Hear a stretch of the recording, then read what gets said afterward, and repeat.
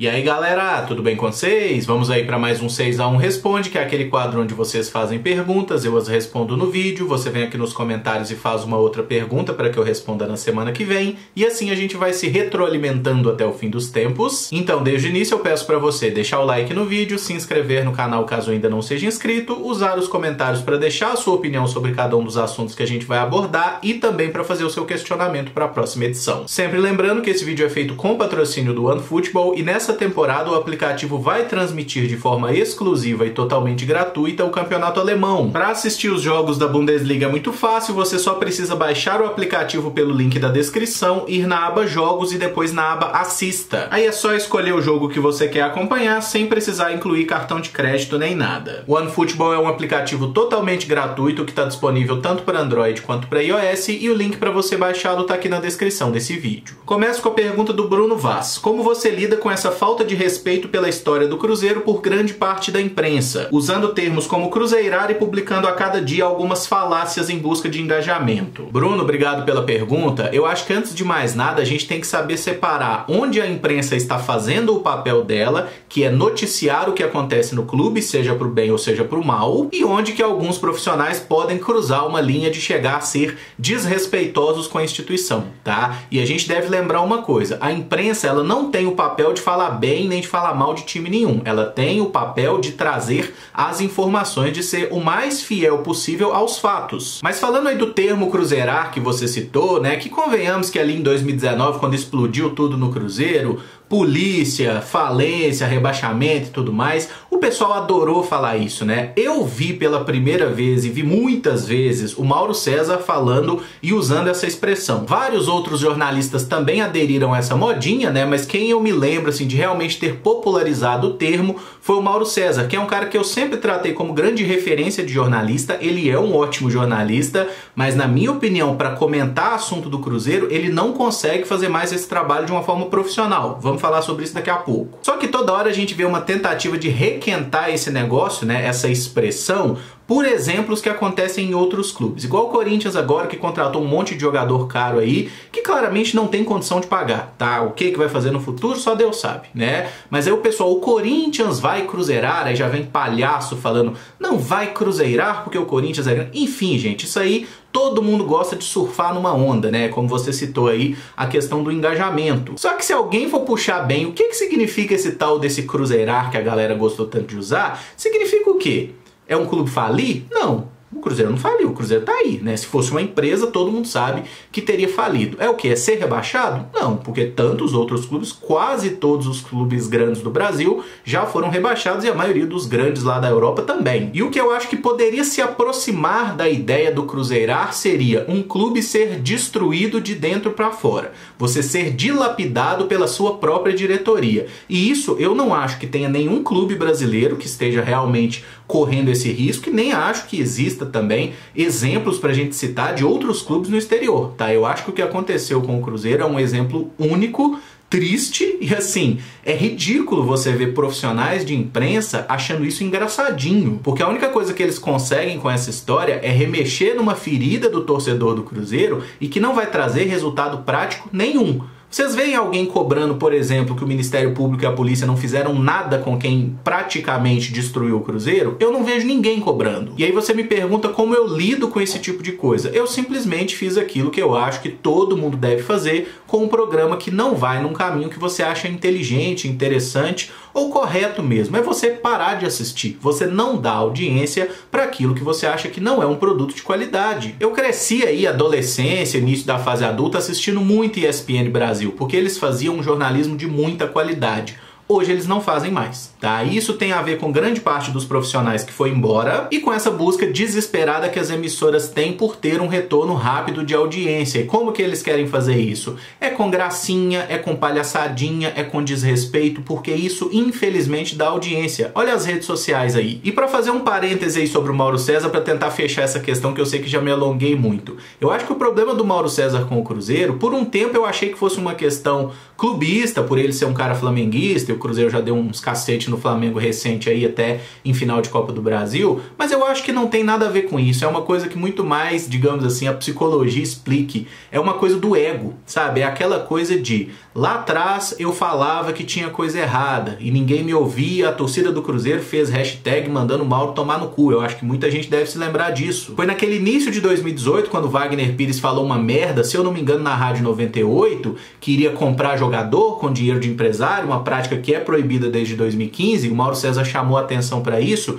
e a torcida do Cruzeiro, em vez de prestar atenção no fato, se virou contra o jornalista, e naquele momento eu fiz vídeo aqui no canal falando, gente, vocês não estão prestando atenção, o Wagner Pires falou merda, ele está falando que o Cruzeiro vai cometer um crime, uma coisa que inclusive o regulamento de transferência da FIFA proíbe, e naquele momento ali eu acho que o Mauro César criou um certo ranço da torcida do Cruzeiro em sua maioria, e ele não consegue se desvencilhar disso. Então depois, quando o Cruzeiro foi rebaixado, entrou nessa bancarrota, nesse desespero aí, eu acho que ele de certa forma se sentiu vingado e fica tentando espizinhar em cima disso a todo tempo, como se ele quisesse provar um ponto, sendo que o cara é um profissional respeitado no meio, consagrado, premiado inúmeras vezes como o melhor jornalista esportivo do Brasil, mas ele não consegue se desapegar dessa história, sabe? Eu acho que isso aí é algo que só vai gerar problema para ele. O que eu posso recomendar para quem, por exemplo, vou ficar puto vendo os comentários do Mauro César sobre o meu time? Não assista, tá? Isso vale para qualquer outro,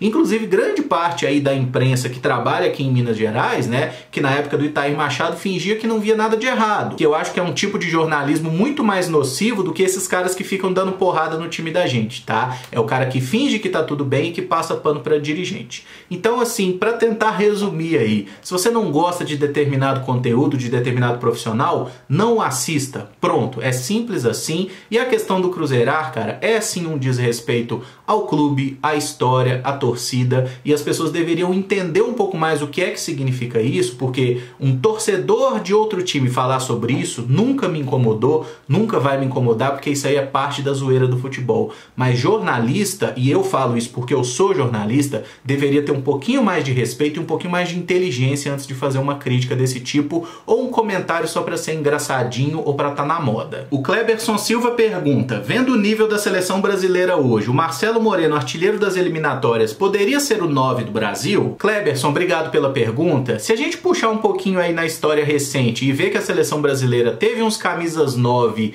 questionáveis tecnicamente, eu diria assim, acho que o Marcelo Moreno em algum momento da carreira poderia sim ter entrado nessa briga se ele tivesse optado por defender a seleção brasileira, né? Para quem não lembra, o Marcelo Moreno, ele defendeu a seleção brasileira na base porque ele tinha a dupla cidadania, ele é brasileiro e boliviano, mas quando era muito jovem ele optou por defender a seleção da Bolívia e está construindo uma carreira aí, é inclusive o maior artilheiro da história da seleção boliviana. Eu acho que se a gente tenta puxar aqui para os grandes camisas 9 da seleção, Careca, Romário, Ronaldo, o Marcelo Moreno não tem nível para isso, tá? Seria aí um jogador que não teria condição de defender a seleção brasileira. É outro nível técnico. Mas se a gente quiser puxar aí por camisas 9 mais recentes, né? Vamos lá. Fred, Luiz Fabiano, eu acho que são jogadores que foram melhores que o Marcelo Moreno no auge, mas já teve aí Diego Tardelli, né? Já tivemos gloriosos como Afonso Alves, a gente já teve aí uns camisas 9 realmente muito ruins, e acho que o Marcelo Moreno poderia sim ter feito alguns jogos pela seleção, às vezes teria vingado, teria consolidado carreira, isso aí é impossível a gente saber, mas nesse momento de carreira, né, que é provavelmente a fase mais artilheira do Marcelo Moreno na vida dele jogando pela seleção boliviana, ele nunca fez tanto gol assim,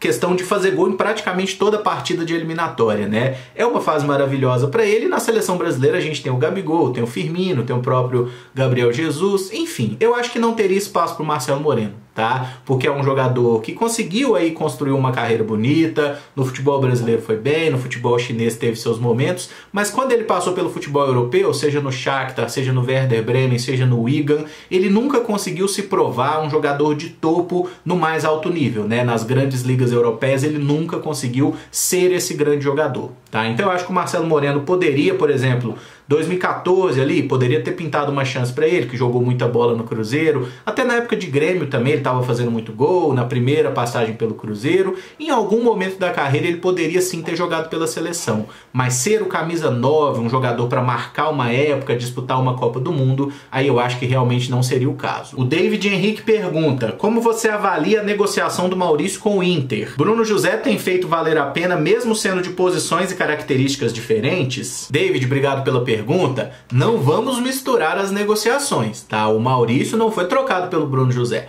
O Maurício foi trocado pelo William Potker. E essa negociação Maurício por Potker foi horrorosa, foi péssima, foi assim uma das piores negociações que eu já vi o Cruzeiro fazer na história. A gente trocou um cara que era o camisa 10 da seleção sub-20 por um atacante que o Inter estava doido para se livrar, que tinha um salário alto, e a gente ainda meteu um contratinho no Glorioso até o final de 2024, né? Tomara a Deus que o Potker jogue muita bola lá nas Arábias, que os caras comprem ele para que a gente possa se livrar desse bonde. A negociação do Maurício foi horrível. Agora, quando a gente puxa para 2021, aí sim entra o Bruno José na história. Por quê? Pelo que foi noticiado, e a gente não tem essa prova porque não viu isso no balanço, o Cruzeiro trocou 10% do Maurício no Bruno José. E nesse ponto aí foi uma boa, tá? Porque o Bruno José tá sendo um jogador útil pro Cruzeiro. Na última partida, inclusive, fez o gol da vitória, né? No jogo contra a Ponte Preta. É um cara muito esforçado, muito lutador, um jogador muito útil e que eu acho que vai ajudar muito o Cruzeiro nessa temporada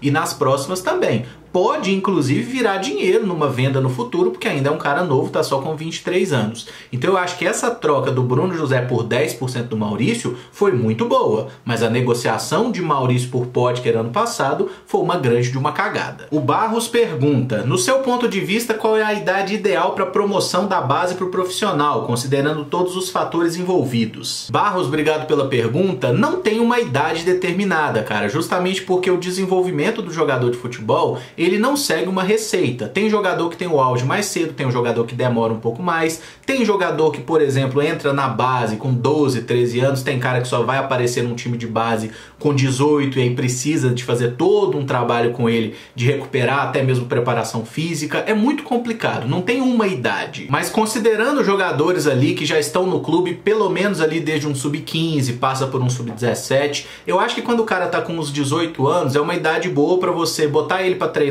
com o time principal, botar em jogos eventualmente, né, desde que você enxergue nesse cara um grande potencial. É claro que existem alguns jogadores de exceção que com 16 anos já mostram um grande talento e fazem por merecer uma oportunidade, mas normalmente o cara com 16 anos, a menos que ele seja um extra classe, um exemplo raríssimo, esse cara ele vai ter dificuldade para se firmar e ele vai oscilar muito mais que os demais, porque essa categoria de base, o cara ir subindo, né, categoria por categoria, é muito importante para a maturação técnica e física. E o presidente do Cruzeiro deu uma declaração há alguns meses atrás, né, falando que a intenção do Cruzeiro era formar Neymares. E assim, eu falei sobre isso na época e vou aproveitar para falar de novo. Qualquer clube que pensa que vai produzir Neymares em larga escala, ele não entendeu nada do que é formação de jogador profissional, tá? Porque para você formar jogadores, você tem, obviamente, né, que formar o cidadão, questão de valores básicos do jogo, tudo isso dá para fazer numa boa. Agora, na parte técnica, o jogador como o Neymar, ou como foi, sei lá, o Ronaldo Fenômeno, para ficar num exemplo aqui do Cruzeiro, esse é o tipo de jogador que vai aparecer um por década, se muito, tá? E é muito engraçado que a torcida do Cruzeiro, ela tem essa coisa até hoje, né? Fala assim: ah, mas esse Vinícius Popó aí, esse cara aí não joga nada, porque se jogasse era igual o Ronaldo, que com 16 anos entrou no time e jogou pra caralho. Quer dizer, o pessoal pega um exemplo de 93 e quer que todo mundo seja igual ele, sendo que a gente já tá em 2021, tem quase 30 anos e não teve outro cara pra fazer o que o Ronaldo fez. E é muito difícil que volte a ter, gente, porque nós estamos tratando de jogadores de exceção, de um cara que tem o apelido de Fenômeno. Fenômeno por quê? Porque é um jogador completamente fora da régua, totalmente fora aí do padrão, né? Então a gente tem que entender essa formação de jogadores, que é um processo complexo, cada jogador tem seu estágio de desenvolvimento, tá? Mas eu acho que, por exemplo, o Cruzeiro ele demora muito a lançar alguns jogadores e nós tivemos alguns treinadores que foram extremamente ruins para o desenvolvimento das nossas categorias de base. O Mano Menezes é o maior exemplo disso, só pensava em contratar jogador, não usava nenhum jogador novo e a gente perdeu muita gente boa de bola bola nesse percurso. Mas tenho esperança de que essa coisa seja melhorada nesse momento, porque o discurso do Vanderlei Luxemburgo e até do próprio Ricardo Rocha, né, o diretor técnico que chegou ao clube recentemente, é nessa linha. A gente precisa botar os jogadores em campo, desenvolver, trabalhar esses caras. A gente tá vendo, por exemplo, o Vanderlei Luxemburgo trabalhando o Thiago, que tem melhorado aí, né, na finalização, que era uma deficiência dele, e até uma coisa que mostra como a nossa formação, ela tem problemas, né? Porque você formar um atacante e esse atacante não chegar no profissional sendo um ótimo finalizador, alguma coisa você fez de errado, né? Mas aí a gente já tem, por exemplo, um Vinícius Popó, que é um ótimo finalizador, mas que em outros aspectos do jogo precisa ser desenvolvido, e eu torço muito para que ele se reencontre na carreira, porque é um daqueles exemplos de talento que pode ser desperdiçado se o cara não acordar para a vida e não se focar na carreira de jogador de futebol. Tá? Mas para tentar resumir aí, cara, não tem uma idade determinada que é a idade certa para ser promovido. Cada processo é feito individualmente e você precisa ter gente ali na base capaz de enxergar, de saber o momento de testar o cara numa categoria um pouco acima, às vezes de dar uma recuada, voltar com o cara para a base também se for a situação necessária, né, para ele aprimorar algum fundamento ali. Eu acho que isso é o mais importante, tá? Você realmente ir fazendo esse processo com o jogador e tentar não cometer tantos erros, né? Porque um erro nessa transição de base para o profissional muitas vezes pode custar não apenas um jogador para o clube, mas a carreira do moleque, né? O cara sonhou a vida toda em ser um jogador de futebol e às vezes ele pode ser aí ter essa trajetória destruída por alguém que faz uma cagada. O Wagner Lamounier pergunta: quem você acha que tem mais potencial, Vitor Leque ou Vitor Roque? Wagner, obrigado pela pergunta. Pelo que eu assisti dos dois até o momento, eu acho que o Roque é um jogador que promete ser muito melhor no futebol, tá? Se você me perguntar assim, para jogar hoje no profissional do Cruzeiro, quem está mais preparado, o Roque ou o Leque? O Leque, obviamente. Ele já jogou partidas profissionais no Atlético Goianiense, fez até gol, tá aqui no Cruzeiro emprestado, é um cara que já está no último ano de sub-20. O Vitor Roque é bem mais novo, ele tem 16, são 4 anos, isso é muita diferença na formação de um jogador. Mas questão de condução de bola, domínio, habilidade, técnica, finalização, o que eu vejo do Vitor Roque, eu não vi o Vitor Leque fazer, entendeu? Pode ser que ele tenha sido brilhante em algum momento no Atlético Goianiense, mas eu nunca vi. Eu acho que tecnicamente o Roque é um jogador que promete muito mais e que, se for trabalhado, vai se tornar um grande atacante no futebol brasileiro e vai para fora naturalmente também. O Leque eu também acho que pode virar um bom atacante, mas num nível abaixo. Eu não enxergo o Vitor Leque sendo assim um puta de um jogador. E aí tem uma coisa também que me faz preferir o Vitor Roque em detrimento ao Vitor Leque. É o fato de que o Roque é do Cruzeiro. O Vitor Leque não é, ele tá aqui só emprestado, ele é jogador do Atlético Goianiense e convenhamos que o Cruzeiro não tem dinheiro, então é muito difícil pensar que ele vai seguir no clube para a próxima temporada. Tá? Então o meu voto é no Roque. O Luiz Aguiar pergunta: do elenco de 2003, apenas Felipe Melo continua em atividade? Luiz, obrigado pela pergunta. Eu fiz uma pesquisa aqui de todos os jogadores que atuaram naquela temporada 2003 pelo Cruzeiro, né, pelo menos em um jogo,